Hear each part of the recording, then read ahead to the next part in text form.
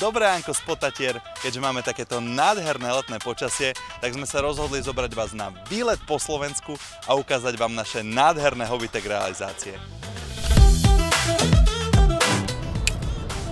Aktuálne smerujeme na našu prvú dnešnú realizáciu a tou nie je nič iné ako oceľový prístrešok od Hobbytechu pre auto.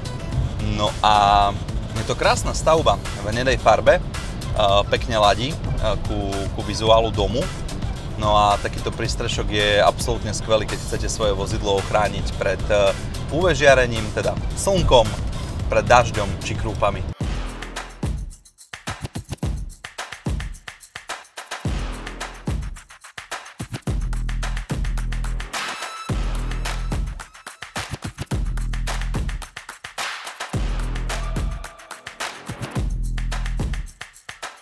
Dnešný deň ukončujeme v pohraničnej maďarskej obci Rajka.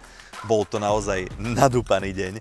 Videli sme množstvo úžasných a krásnych realizácií, no ale čo je hlavné, stretli sme množstvo našich úžasných a vďačných klientov, čo nás veľmi teší. Tak uvidíme, kde nás to vezme na budúce.